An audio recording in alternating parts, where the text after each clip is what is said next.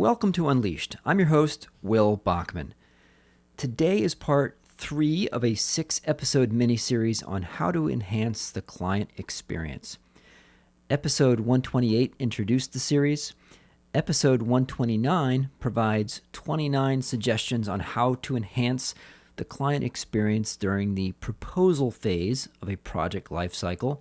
In today's episode, I'll share some ideas on the onboarding kickoff phase. The negotiations are done, the beauty contest is over, you've been selected, you've got a signed contract, but you haven't really started the project yet. That in-between phase is our topic for today. The overall governing tip is to make the dust fly, a phrase I learned from David A. Fields. You want to immediately show a swirl of activity as soon as the client says go. You don't want the client to sign a contract and then wait around for 3 weeks, getting cold feet, rethinking their decision before the project kicks off. The best client experience during the onboarding kickoff phase is to see the professional that's been hired immediately get to work in a deliberate manner, communicating across the organization as required, and getting the initial logistics taken care of with minimal fuss. So, here are some ideas. Number 1, schedule a one-on-one meeting with the key client you'll be serving.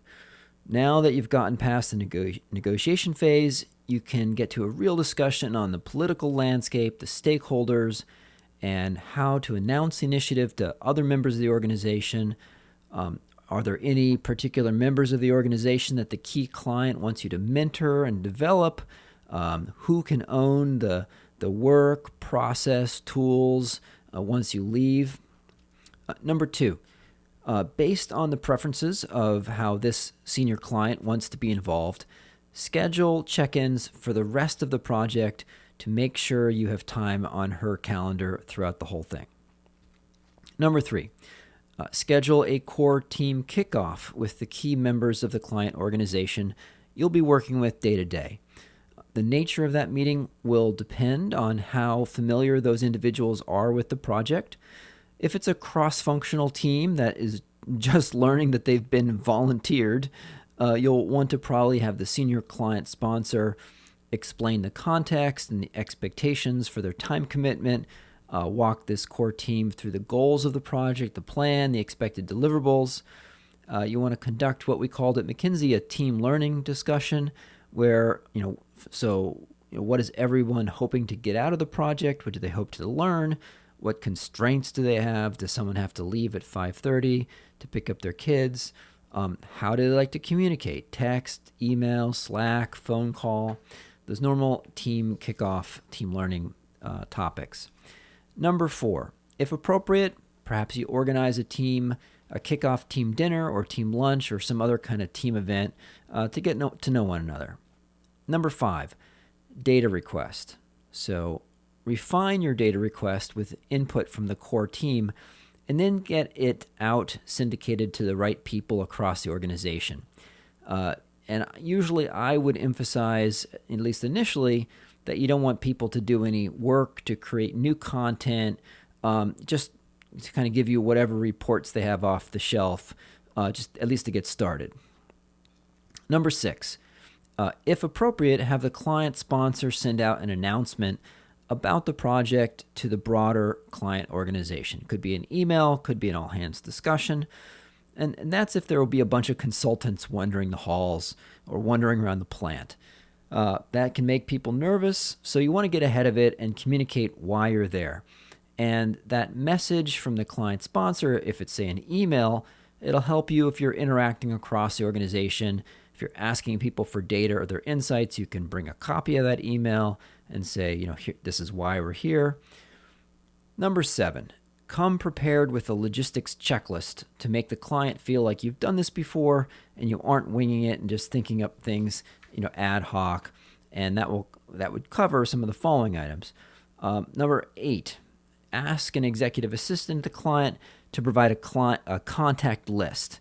That'll save you on some late night when you need to call someone and you realize you don't have their email or phone number and you need to get in touch with someone. So if relevant, you might ask for a contact info for everyone in the organization or just the local group you're working with. And also, if possible, it's not always available, ask for org charts and have someone walk you through those so you know who is who. Number 9, physical access. If you'll be needing physical access to the client space, ask around how that works, get that process initiated, because sometimes it might take a week to get your ID card. Number 10, physical space. If the client will be providing you with a team room or an office, confirm the logistics of how that works. Ask if there's any local customs you should know about. So, are you supposed to take out your own trash or maybe put it in the hallway at night?